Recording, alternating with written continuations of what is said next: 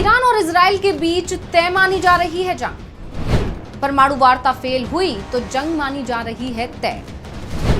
Trump और Netanyahu की धमकी का ईरान पर नहीं दिख रहा असर। एक महीने में ईरान ने जोड़ ली है दोगुनी ताकत।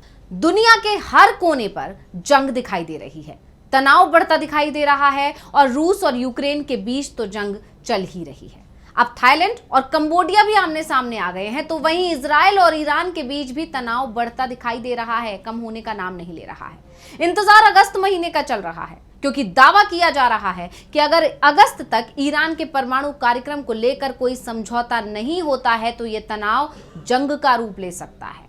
और ईरान को भी इस बात का एहसास है कि अगर वो समझौता करेगा भी तो अमेरिका की तरफ से उसे लेकर ऐसी शर्तें रखी जाएंगी जो किसी भी स्वतंत्र राष्ट्र के लिए मंजूर करना बेहद मुश्किल होगा।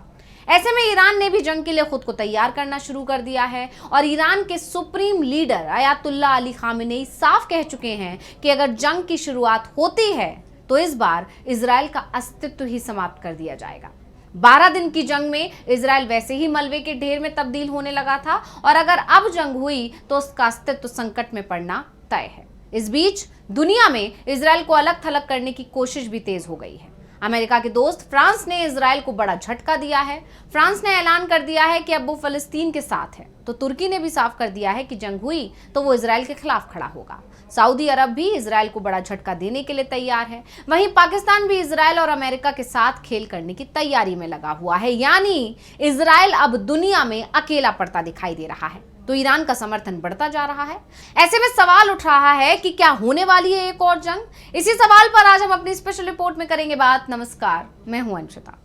ईरान की तरफ से तो साफ संकेत दिए जा रहे हैं कि वो शांति चाहता है, जंग नहीं चाहता, लेकिन जंग के लिए उसकी पूरी तैयारी है। तो वहीं दूसरी तरफ इजराइल के प्रधानमंत्री बेन्यामिन नेतन्याहू के लिए कहा जा रहा है कि अगर वो ईरान के खिलाफ जंग शुरू नहीं करेंगे तो जेल भी जा सकते हैं।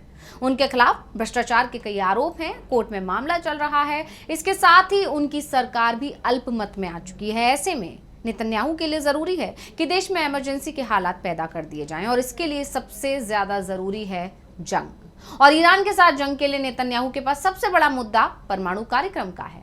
नेतन्याहू ट्रंप को इस बात के लिए मनाने की कोशिश लगातार कर रहे हैं कि ईरान पर फिर से हमला किया जाए, क्योंकि नेतन्याहू ने साफ कहा है कि वो अभी पीछे हटने के मूड में नहीं है।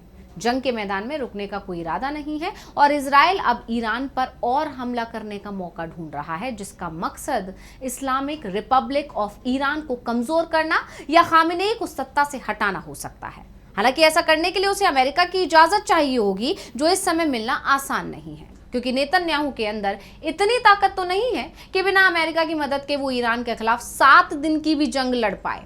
वैसे ईरान को भी इस बात का एहसास है कि जो सीज फायर चल रहा है वो ज्यादा दिन तक तो चलने वाला नहीं है।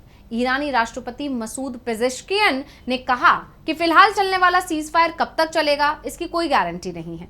हम किसी भी नए इजरायली हमले के लिए पूरी तरह तैयार हैं और हमारी सेनाएं फिर से इजराइल के अंदर हमला कर सकती हैं। अब ईरान को इस बात का एहसास है कि इजराइल भले ही उसके परमाणु साइट्स पर हमले का बहाना बनाए, लेकिन हमले उसके नेताओं, परमाणु वैज्ञानिकों और सेना के अधिकारियों पर ही होंगे।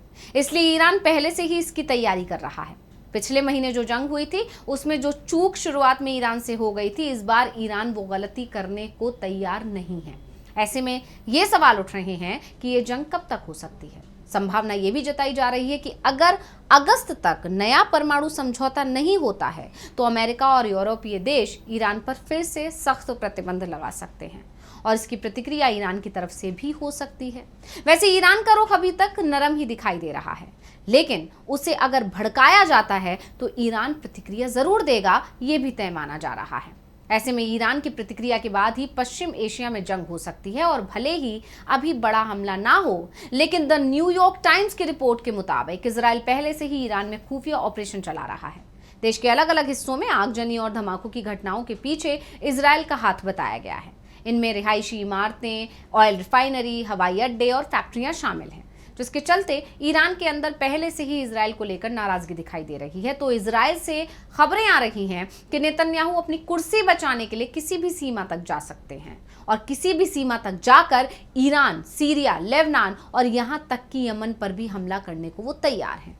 भले ही अमेरिका इसे नापसंद करे, नेगर मर्ताजवी, जो अमेरिका के सेंटर फॉर इंटरनेशनल पॉलिसी से जुड़ी हैं, उन्होंने कहा कि ईरान को पता है कि इजरायल दोबारा हमला कर सकता है, लेकिन वो अब इसके लिए तैयार है। साथ ही वो परमाणु समझौते के जरिए कूटनीतिक समाधान की भी उम्मीद बनाए हुए है। वैसे ईरान इस समय हर मोर्चे पर इजरायल को मात देता हुआ दिखाई दे रहा है।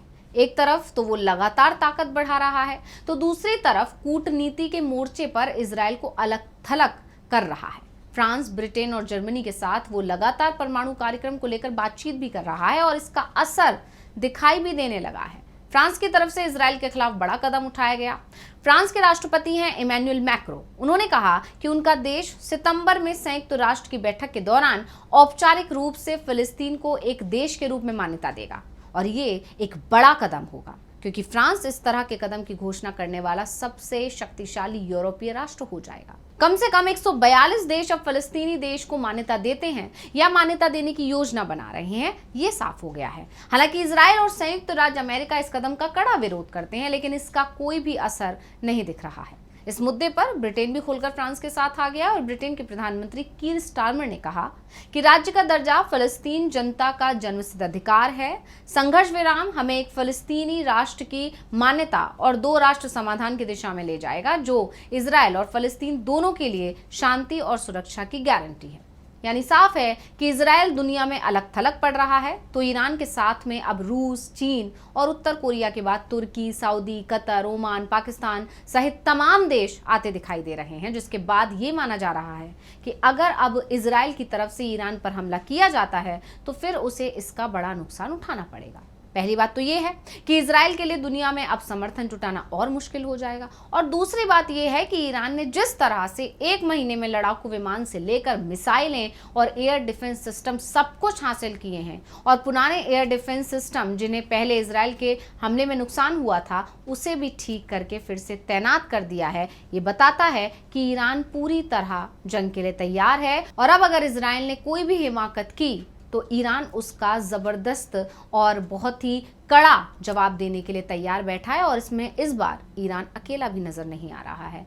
तो ये रिपोर्ट आपको कैसी लगी हमें कमेंट करके अपनी राय जरूर दीजिएगा। इसी के साथ मुझे दीजिए इजाजत। देखते रहिए डीबी लाइव। नमस्कार। हमारे चैनल से जुड़े रहने के लिए YouTube पर टाइप करें डीबी लाइव, सब्सक्राइब बटन को क्लिक करें और बेल आइकन को दबाना न भूलें, ताकि खबरें आप तक पहुंचती रहें। देखते रहिए डीबी लाइव, क्योंकि यहाँ हैं खबरें लगातार।